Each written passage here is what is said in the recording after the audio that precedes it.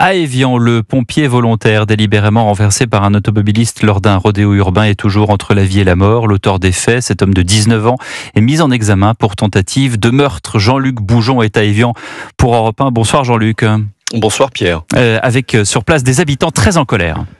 Oui, toujours très en colère, un peu plus de 48 heures après les faits survenus juste devant la caserne où je me trouve. Des habitants comme Sophie qui accueillent donc avec soulagement cette mise en examen du jeune homme de 19 ans. Tant mieux, j'espère qu'il va être puni, puis lourdement, parce que c'est pas bien ce qu'il a fait. C'est quand même nos pompiers, sont là pour nous sauver, pour nous protéger, donc oui, ça fait de la peine que les jeunes ne respectent pas ça, parce que l'éducation des jeunes à l'heure actuelle, il n'y a plus rien quoi. Ils sont complètement laissés à l'abandon par leurs parents. Je sais que tous les week-ends, ils viennent sur les parkings, ils fument, ils boivent, c'est pas bien. Un jeune homme qui a reconnu les faits, mais qui a nié avoir percuté le pompier délibérément.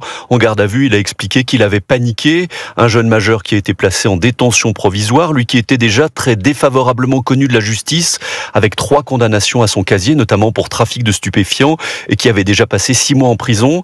Sa victime, un pompier de 38 ans, lutte toujours contre la mort à l'hôpital d'Annecy. Pronostic vital toujours engagé. Les pompiers pris pour cible, Jean-Luc, avec une autre affaire maintenant concernant des pompiers à Saint-Cergue, en Haute-Savoie, une histoire complètement inouïe avec une nouvelle agression.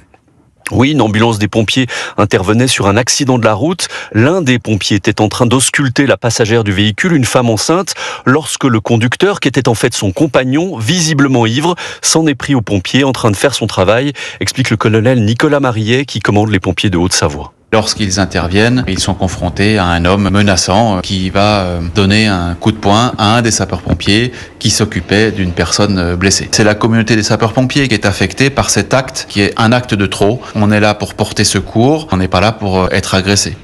Le conducteur qui pour l'heure est toujours en fuite. Merci beaucoup Jean-Luc Boujon de ces précisions. Jean-Luc Boujon, envoyé spécial d'Europe 1 à Évian.